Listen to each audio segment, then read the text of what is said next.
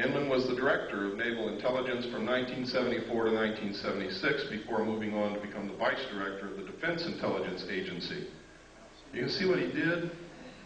I mean, he skipped over some pretty senior people, and he's going right straight to the top. And only people who are considered to be of the inner circle do that. He became the director of the National Security Agency in 1977, holding that post until 1981 when he attained the rank of admiral and became the deputy director of the Central Intelligence Agency. He retired from government service in 1982 and became the CEO for MCC. Remember what I was telling you about implants? Microelectronics and Computer Technology Corporation. MCC is a private sector joint venture supported by and share funded by the government and corporate shareholders. The venture was motivated by the Japanese fifth generation artificial intelligence computer project.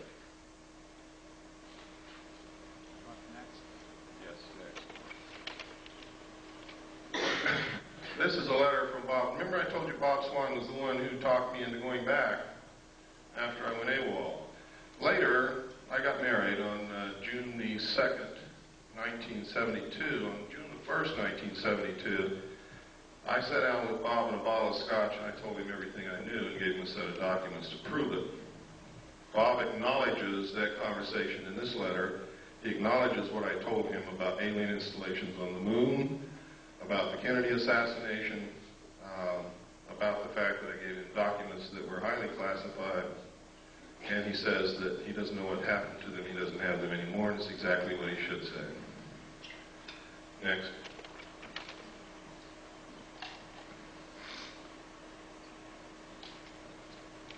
And next. This is a document known as the Eisenhower Briefing Document. It was brought out by a research team of Moore, Chandray, and Friedman.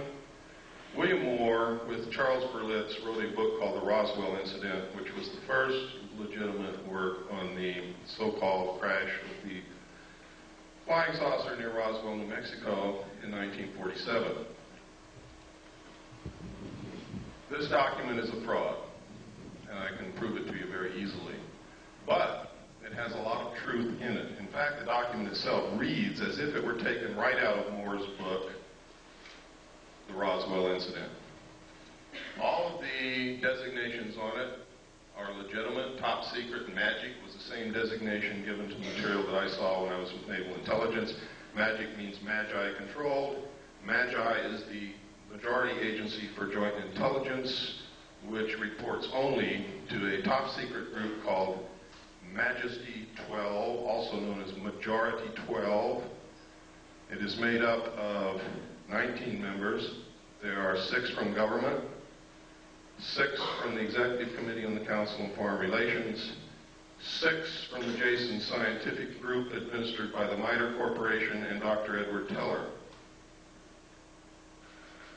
This briefing document calls it Operation Majestic 12.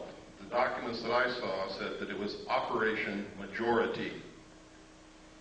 Also, look at the date, 18 November 1952. Eisenhower was not yet president, and if this is truly one of the highest held secrets in this country, he would never have been exposed to this information until he actually took the oath of president. He was not even in government service at the time he was elected. He was the president of a college. Next, please. I can tell you that of those listed there, those names, Admiral Roscoe Hillenkoetter was the director of the CIA when this group was supposedly formed. If in fact it was formed at that time, he would have definitely been a member. Secretary James B. Forrestal, according to the documentation that I saw, was a member and was the man responsible for the operation of the recovery of the craft at Roswell, New Mexico. And it is really his story that is outlined in Whitley Strieber's book called Majestic. The main character in that book was an abductee, carried the bodies from the crash site to Los Alamos National Laboratory. In the documentation that I saw, that actually did happen to James B. Forrestal. Next slide, please. And next slide. We don't have time to go through every sentence and every paragraph, so I'm just going to hit the major points. Next. Next. On this page, you can see, without any doubt, that this document is a fraud. In enumeration of attachments, you'll see attachment A, special classified executive order number 092447 TS/EO. TS is top secret, EO is executive order. Executive orders are numbered consecutively from president to president, from executive order to executive order, no matter who occupies the White House, for the purpose of continuity and record keeping. Truman wrote executive orders in the 9,000 range. Eisenhower wrote executive orders in the 10,000 range, and so on and so forth. President Nixon wrote in the 11,000 range, and some of the ones that he wrote were actually signed by Carter. This is 92,447. Any way that you look at it, it can only be a date. 09, which would be what month? September the 24th, 1947. Executive orders are not listed by date, they are listed by number. Next slide, please. This is a memorandum for the Secretary of Defense. This also is a fraud. Next slide, please. This is legitimate. This came directly from the National Archives. It is legitimate. One thing that makes it important is it does mention NSC, National Security Council / MJ-12 Special Studies Project. In the documentation that I saw, Majesty 12, also known as Majority 12 for security reasons, where I got the name Majority 12 is that they had to have a majority of 12 votes to carry on any motion or any operation or anything that they wanted to do. If they didn't have 12 votes, they couldn't do it. It was abbreviated MJ-12. I also saw documents that there was a special studies group made up of scientists and prominent people belonging to a secret society called the Jason Society, which actually makes up the core of the Council on Foreign Relations, and under them is a Jason scientific group administered by the Miner Corporation to study all the facts, lies, evidence, disinformation of the alien question and arrive at what the truth was. It was a 3-year study. Dr. Zbigniew Brzezinski headed the study group for the first 18 months. The second 18 months was headed by Dr. Henry Kissinger. During that time, Dr. Henry Kissinger, this is historical record, wouldn't even speak to anyone. He was gone, get up early, he'd leave, he'd come back very late at night, didn't talk to anybody, didn't care about anybody. He was so engrossed in whatever he was doing that it was like he was living in another world. His wife actually divorced him for this.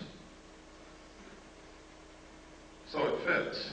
If he was really studying the alien question, I think that's the only thing that I can think of that would engross me so much that I would neglect my wife. Something of such historical and monumental consequence as that. Next slide, please.